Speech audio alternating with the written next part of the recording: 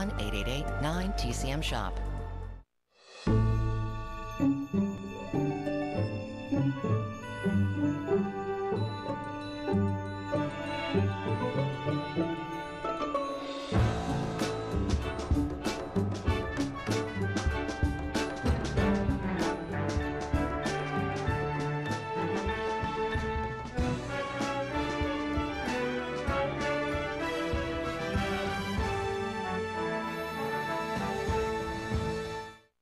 Hi, I'm Robert Osborne. Non-stop, we've been showing John Wayne movies here on TCM since Monday evening, 24 hours a day, devoted to our star of the month and his impressive film career.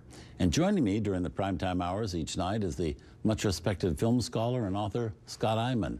Earlier this month, Scott's latest book was released. It's called John Wayne, The Life and Legend. Thanks for being here, Scott. Thanks for having me, Bob. Now, on Monday, we focused on the young John Wayne.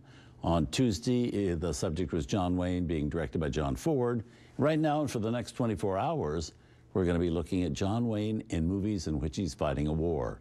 Up first, he's reteamed with director John Ford, but it's Robert Montgomery who gets top billing. The movie is They Were Expendable, was released in 1945 by MGM, and it also has Donna Reed in it as a naval nurse in love with John Wayne in Manila Bay during World War II. Now, this movie is an unusual one. We also have to say that not only did John Ford direct it, but also Robert Montgomery had a hand in directing. Yeah, Ford fell off a parallel and hurt himself and had to go into the hospital, have a broken bone set. And Montgomery finished the picture directing a lot of second unit transparency work, rear projection work. After which inspired him to become a director himself. And he became actually quite a good director. Yeah. So John Wayne, this is kind of a different John Wayne at war film, isn't it? And to say why? It's Ford being Ford.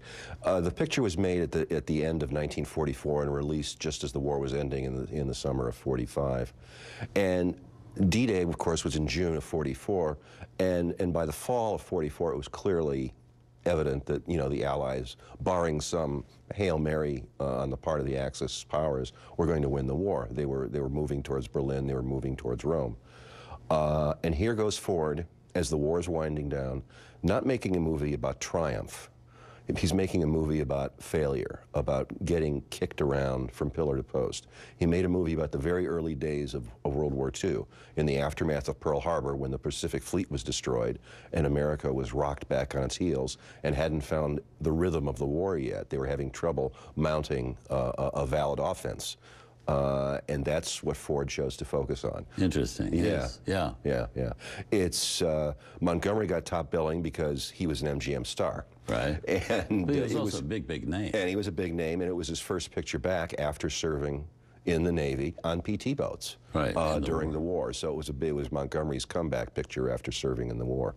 And Wayne was on loan out from Republic, so he took second billing. And Montgomery's more the aggressive one in this film. He is. John Wayne is more laid back. This was typical of the way Ford would use Wayne up until The Searchers.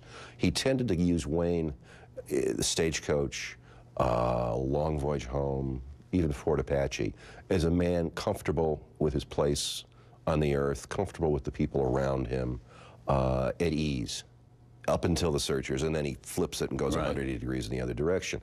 And this is something similar, but he's moving Wayne a little bit off-center, because he knew what Wayne could do by this time, so he was starting to push him a little bit to see how big the comfort zone could get, and how far Wayne would go. You know, and he's playing a second in command who doesn't want to be the second in command. He wants to take charge, and maybe he thinks he could do a better job. Maybe he doesn't think he could do a better job. But he has to learn that in war, you follow orders. Right. You don't freelance. Right. Or you don't phone it in. And certainly not. Yes. No. Well, let's see the movie. Here it is, with Jack Holt, Ward Bond, and Cameron Mitchell in the cast. From 1945, John Ford's They Were Expendable.